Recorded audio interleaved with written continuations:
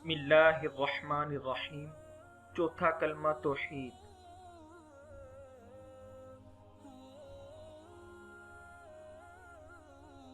السلام علیکم پیارے بچوں، آج ہم چوتھا کلمہ پڑھیں گے۔ لا الہ الا اللہ، لا الہ الا اللہ،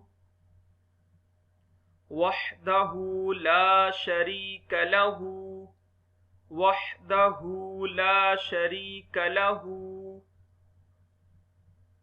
لہ الملک ولہ الحمد، لہ الملک ولہ الحمد، یحیی ویمیت، یحیی ویمیت،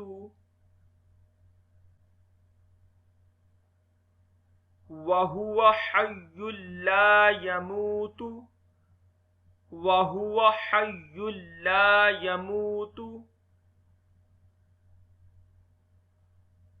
أَبَدًا أَبَدًا، أَبَدًا أَبَدًا،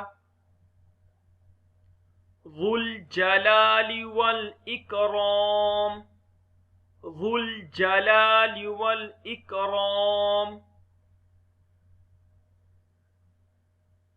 بِيَدِهِ الْخَيْرُ، بِيَدِهِ الْخَيْرُ،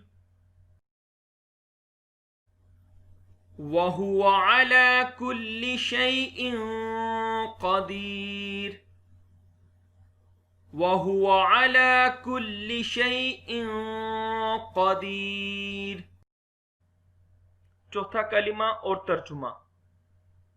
لا الہ الا اللہ وحدہ لا شریک لہ، لہ الملک ولہ الحمد، وَلَهُ الْحَمْدُ يُحْيِي وَيُمِيتُ وَهُوَ حَيٌّ لَا يَمُوتُ أَبَدًا أَبَدًا، ذُو الْجَلَالِ وَالْإِكْرَامِ، بِيَدِهِ الْخَيْرُ، وَهُوَ عَلَى كُلِّ شَيْءٍ قَدِيرٌ۔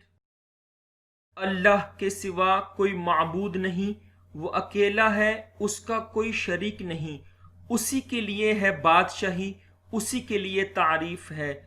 وہی زندہ کرتا اور مارتا ہے، اور وہ زندہ ہے اور اس کو ہرگز کبھی موت نہیں آئے گی۔ بڑے جلال اور بزرگی والا ہے، اس کے ہاتھ میں بلائی ہے اور وہ ہر چیز پر قادر ہے۔